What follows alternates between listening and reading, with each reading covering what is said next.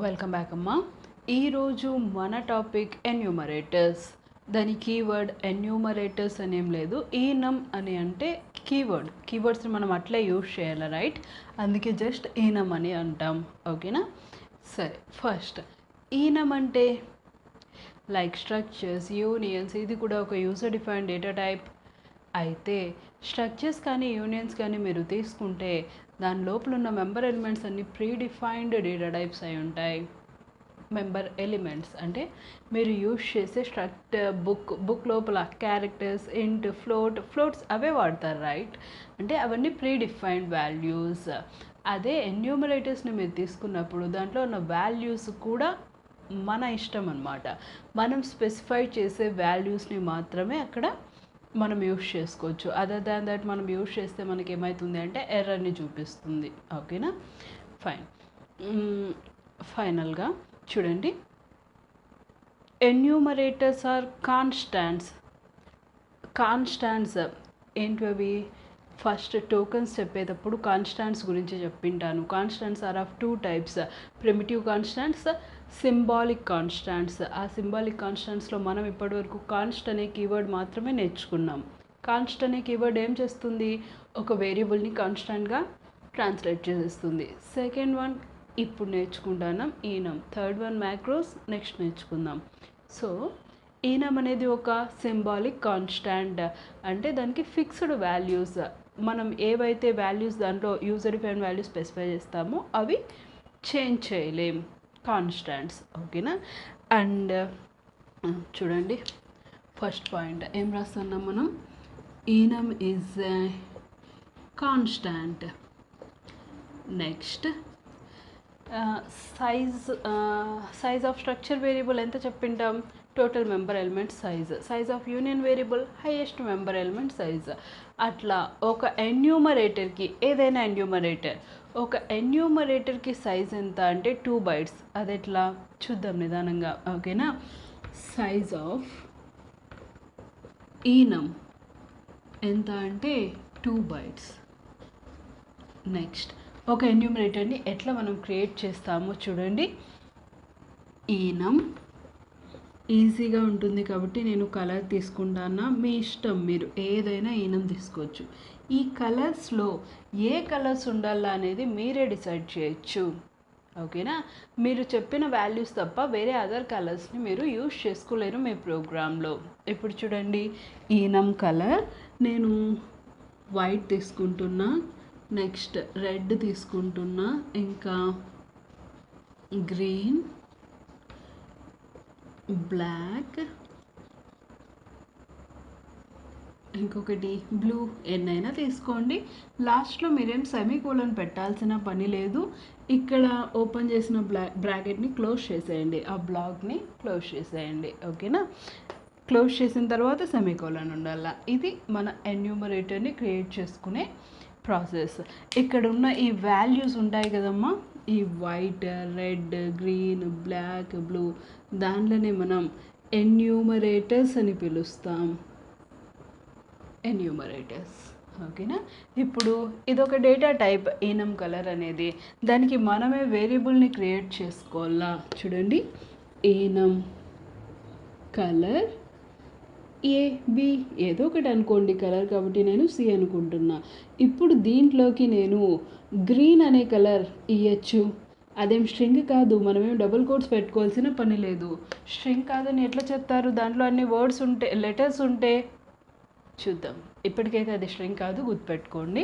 So C is equal to green accept చేస్తుంది, మనకేం problem రాదు. అదే చూడండి, enum colour C is equal to pink, not accepted, error చూపిస్తుంది. ఎందుకంటే ఇక్కడ చెప్పిన వాల్యూస్ని మాత్రమే నేను యూజ్ చేయాలా, కాబట్టి నాకు అది ఎర్రర్ చూపిస్తుంది. అండ్ ఇవి స్ట్రింగ్స్ కాదంటే మళ్ళీ ఏమై ఉంటాయి అవి? ఇంటీజర్స్. అంటే నాకు ఇక్కడ లెటర్స్ కనిపిస్తున్నాయి, ఇంటీజర్స్ అని ఎట్లా చెప్తారు? చూడండి మా, మీరు రాసేది ఇక్కడ మీకు వర్డ్స్ లాగా, లెటర్స్ లాగా కనిపిస్తున్నా కూడా లోపల సిస్టమ్ దానిని 0, 1, 2, 3 అట్లా ట్రీట్ చేస్తూ ఉంటుంది. అవన్నీ ఇంటీజర్స్ కదా. So starting from 0, 1, 2, 3, 4. ఇప్పుడు నేను ఇక్కడ గ్రీన్ ఇచ్చినా కూడా దీని లోపల సి లోపల ఎంత స్టోర్ అవుతుంది అంటే 2నే. ఒకవేళ మనం సిని ప్రింట్ చేసుకున్నా మనకి గ్రీన్ అని ప్రింట్ కాదు, 2నే ప్రింట్ అవుతుంది. సో స్టార్టింగ్ ఫ్రమ్ 0 మీకు వాల్యూస్ అనేటివి వస్తూ ఉంటాయి, కాన్స్టాంట్గా వస్తూ ఉంటాయి.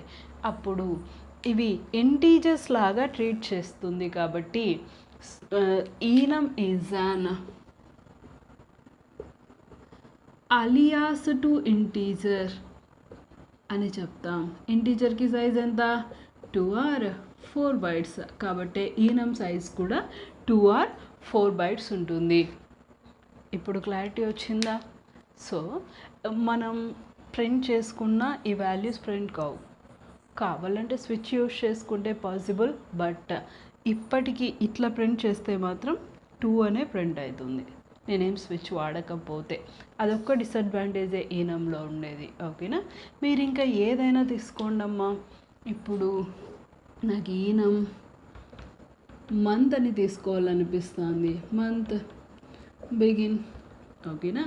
నాకు ఏమేమి మంత్స్ కావాలా? జూన్ కావాలా, నెక్స్ట్ సెప్టెంబర్.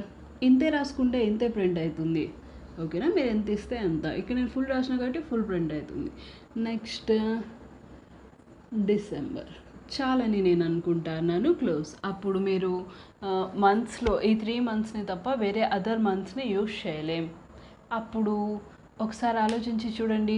జూన్ అని ఇచ్చినప్పుడు జూన్ వాల్యూ ఎంత ఉంటుంది? 0. September 1, December 2. అయితే ప్రింట్ చేసేటప్పుడు నేను సెప్టెంబర్ ఇచ్చినప్పుడు 2 ఇస్తే 2 అని ప్రింట్ అయితే బాగుండదు కదా. సో మీరేం వాల్యూస్ ఇవ్వకపోతే సిస్టమే వాల్యూస్ని అసైన్ చేస్తుంది. ఒకవేళ మీరు వాల్యూస్ ఇవ్వాలి అనుకుంటే మీకు ఇష్టమైన వాల్యూస్ని మీరు అసైన్ చేయొచ్చు ఈనంకి. ఎట్లా? ఈనం మంత్ బిగిన్ జూన్ = 6. అప్పుడు 0 ఓవర్ రైడ్ అయ్యి దాంట్లో 6 స్టోర్ అవుతుంది. September = 9, December = 12. అంతే అమ్మా. అప్పుడు మీరు సెప్టెంబర్ ఇచ్చినప్పుడు 1 కాకుండా నాకు ఎంత ప్రింట్ అవుతుంది? 9.